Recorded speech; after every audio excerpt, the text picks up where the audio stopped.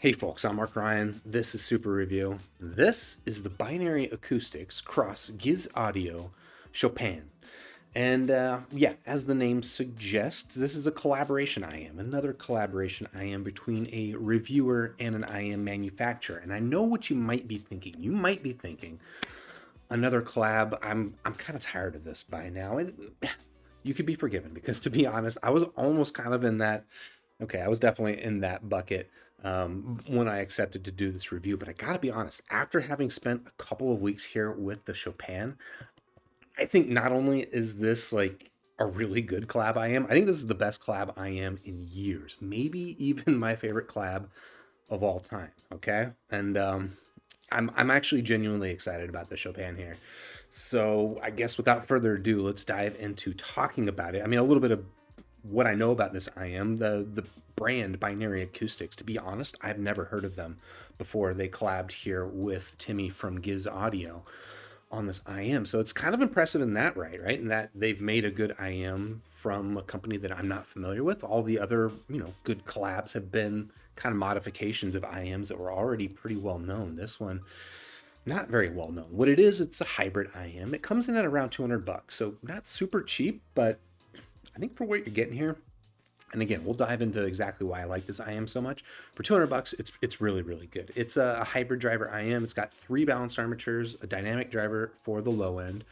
And I don't know, that's about as much as I can tell you about it. I mean, it comes in kind of a cute little box that opens up like this, which was neat and clever. It comes with a hard carry case, which I'm not usually a big fan of these, but it's a nice little touch, I suppose. And it comes with, of course, ear tips and the IEM itself. You'll notice I'm not using the stock tips here.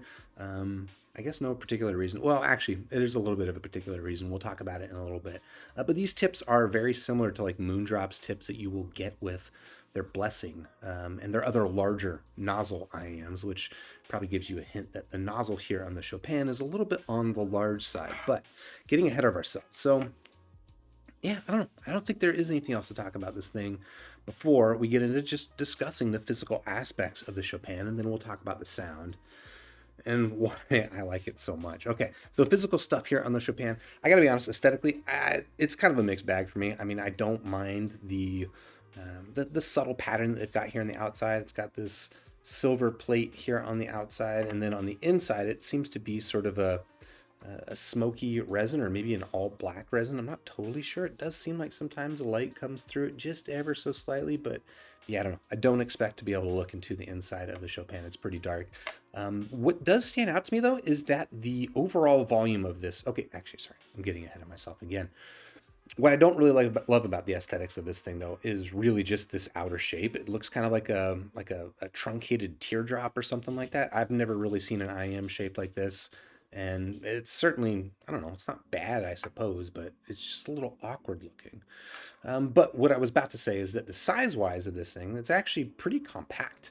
As far as like how much takes up, or how much, volume there is in the concha, in the ear, it's actually pretty compact there. The only place where it is on the large side is here with the nozzle. I would say the nozzle on this thing is about the same width. I don't have my calipers here with me, but I'd say the nozzle is about the same width as the Truth Ear Hexa, which I know a lot of people have had problems with. Me personally, I don't have problems with it, but I'm just warning people that the nozzle on this thing is a little bit on the wide side. And that would explain the wide nozzle tips that it comes with. Now, you'll notice, and I alluded to this earlier, I'm not actually using the stock tips. I'm using JVC spiral dots. And that's for really kind of just one reason. And that's because the way that this IEM fits, as you can see, there's just not much volume that's going to fill up the rear concha. There's no fins, no hooks, or anything. The entirety of the fit of this IEM is dependent on the ear tips kind of coupling with the ear canal. And because of that, that's not normally my favorite way to fit an IEM, and it's definitely not my favorite fit here with the Chopin. But because of that, it becomes really important to get an ear tip that secures, that couples well with your particular ear. And I've just always found that JVC spiral dots, these are the plus versions, so they've got like their extra grippy silicone. I've always found that these ones do really, really well for me. It does look like if you order these things now from Hi-Fi Go, and shout out to Hi-Fi Go, by the way, for sending these in for review. If you order them now through them, you will get Soft Ears Ultra Clear tips. I haven't actually tried them on this set in particular, although I do have some of my own. But those are actually pretty grippy, so they should contribute well to the fit. But okay, you know what? That's enough talking about the fit without actually fitting them into my ears. So I'll give you a bit of a fit demonstration. And as you can see, it is, well, it's on the compact side. It is a compact fitting IEM. I don't think anyone's going to have issues with this thing taking up too much room in the ear. It's just, again, you can kind of see that as I move this thing around like a joystick inside my ear, all of the contact with the IEM in my ear is down to that ear tip inside of my ear canal. Because of that, fit security and stability is going to really depend on the ear tip that you get. And I found that for me, at least, I've been able to cope with it really well with the JVC spiral dots. I really don't have any significant issues with the fit stability here. I've been able to sleep with these things multiple nights, and they stay in my ears throughout the night, although they will come, they'll come loose a little bit depending on exactly what maneuvers I'm performing in my sleep. And I am known to perform maneuvers. But yeah, that is... that's the basic gist of the physical stuff on this IEM. I guess I should talk about the cable. I like that it's a nice, simple cable. You can see there's nothing fancy about it. Nice, simple, thin, lightweight cable. It's got small hardware up here, which is something I always like to see. I like to see these really small plastic 2-pin connectors. Yeah, I don't know. Maybe it's a little bit on the kink-prone side. I don't know if that's going to come across here because I have broken it in quite well, but behavior's pretty good. But yeah, you can see it's maybe a little bit on the kink-prone side here. But yeah, behavior's generally pretty good, and it also has a really super functional chin slider. You can see this thing stays in place and doesn't want to move until you really want to move it yourself. So I like to see that. This one came with a 4.4 millimeter connector, although when you buy it, you have the option of selecting 3.5 or 4.4. And I prefer to have, personally, I generally prefer to have the option to purchase which version rather than getting, lately the swappable terminations are all the rage, and I don't usually like the extra bulk that you get from that. Okay, that is enough talking about the physical stuff here on the Chopin. Let's talk about the sound of this IEM. That's what I really, really like about it. And like I have been doing, we will start by pulling up SquigLink so you can take a look at the frequency response graph. And this is up right now. If you want to check it out, go to squig.link. I've got it linked in the description down below as well. And this is what this thing graphs like on my rig. And if you are looking at this and maybe you're thinking about the last review I did where I reviewed the Truth Ear Nova, and it has a graph that is actually surprisingly similar to this. And you might recall that I was pretty lukewarm on the Nova, whereas I am very excited here about the Chopin. The differences are really pretty subtle. In fact, honestly, I think it's worth just pulling them up side by side and kind of describing the Chopin in contrast to the Nova, because just so much of it, it's just an interesting, I guess, display of frequency response and exactly how small tweaks can make such a significant difference to the listening experience. So, yeah, I don't know, the frequency response, you could describe it as Harman. This is basically kind of like a Harman tuned IEM, but it makes some pretty significant deviations here in the low end, here in the bass. And you can see that the Chopin is significantly meatier in kind of the mid bass. Maybe even rolls off a little bit in the sub bass, which you might be thinking, oh, that's actually worse. But I'm gonna tell you right now that the impact of this added bass to the frequency response, which is otherwise very similar to the Nova, is it's night and day for me. It makes the Chopin just a much more enjoyable listen. So I would say that honestly, like not only is there more bass there, okay, it really does give just more sense of body to the entirety of the sound of the frequency response. Whereas I found that the Nova came across really pretty thin, lightweight, kind of lifeless sounding. The extra meat here on the bass of the Chopin, it gives it that heft. And it's not just to the low end. There's actually an interesting amount of heft that carries through into the treble. And I don't know if that's from the low end. I probably wouldn't think it is. But just the way that the treble is executed here on the Chopin, it's a lot sharper. Okay, I guess I'm a little bit done from talking about the frequency response. So I will pull this back up and yeah, let's just talk about what it sounds like to my ear, because this is what's important. You get a really clean mid-range. and that added low end warmth, it almost kind of gives it like this downward sloping sound where I wouldn't say it sounds dark, but if you're talking about this line between bright and dark, it's more toward the dark end. I wouldn't say this is a dark IM per se, but it does definitely come across darker than something like the Truth Ear Nova. And again, that treble weight is really what stands out to me. The treble is just really, really well executed on this thing. And I want to say not just for an IM that's $200, but for a $200 IM, this is outstanding treble. I would say this is, yes, I'm comfortable saying this is the best treble I have heard on an IM at $200. But honestly, even more expensive IMs, I think, generally struggle to do treble this well. It's sharp, it's incisive, but it's not overly bright, not overly forward. It doesn't have that weightlessness. It's got a nice sense of weight to it.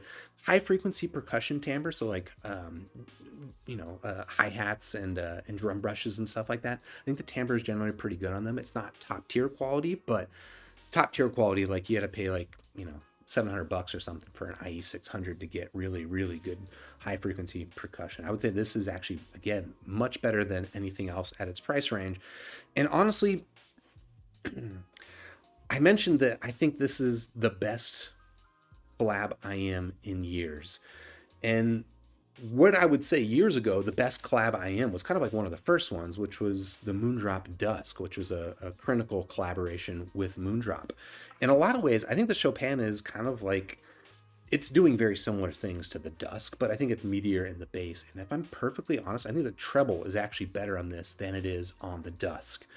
I actually, personally, I think, okay, I don't have the Dusk on hand to compare, so maybe I shouldn't be saying this, but honestly, I like the Chopin better than I like the Dusk. That's my take right now, okay? So not only do I think this is the best collab in years, I think this is probably the best collab I've ever heard personally. Okay, any other things I wanted to talk about the sound? Okay, the bass I've talked about, it is meaty. It's got a nice sense of physicality behind it. It's well defined.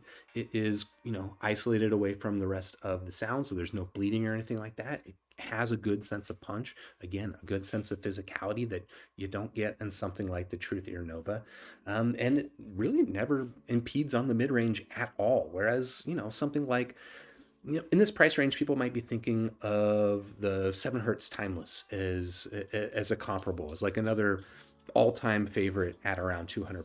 I think that the bass quality in this thing is just like leagues above the bass quality on the Timeless, which I always found kind of lacking, to be perfectly honest. And I think the treble performance on this thing is just, it's better controlled than the Timeless. So, I mean, I guess I wasn't the biggest Timeless fan, so maybe this isn't, a ton coming from me, but I think this beats the Timeless everywhere. Everywhere the Timeless was really good, I think the Chopin is just so much better. IMO.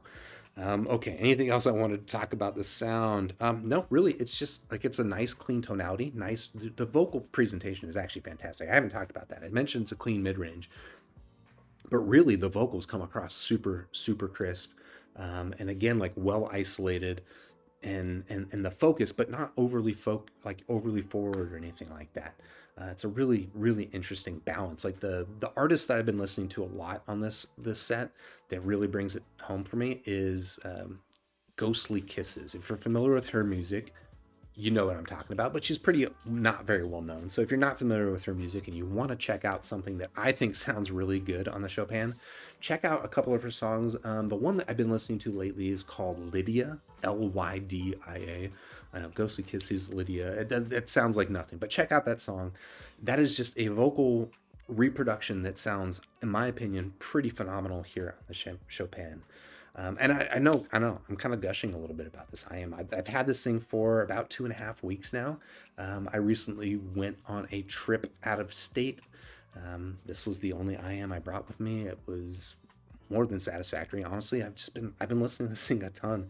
And I wanted to get this review out earlier, but I've actually been a little under the weather for the past week or so I apologize for that. But yeah, there's nothing else I really want to talk about the Chopin. Look at its price, $200. I can't think of anything better. As far as collab IMs, again, I can understand if you're a little bit fatigued at this point, but this is one I think is worth taking note of. It's $200. I think that's very, very competitively priced for what you're getting. and highly recommend it. Out of 5 stars, you may not be surprised to hear. I'm going to give it a full 5 stars. I love the Chopin. And yeah, if you want to check it out, I've got it linked in the description down below. Again, shout out to Hi-Fi Go for sending this one in for review. And yeah, if you like this review, you found this helpful, while you're down there looking for that link, please do hit the like button, subscribe to the channel, ding the YouTube bell, and I'll catch you on the next super review. Cheers. That's what's on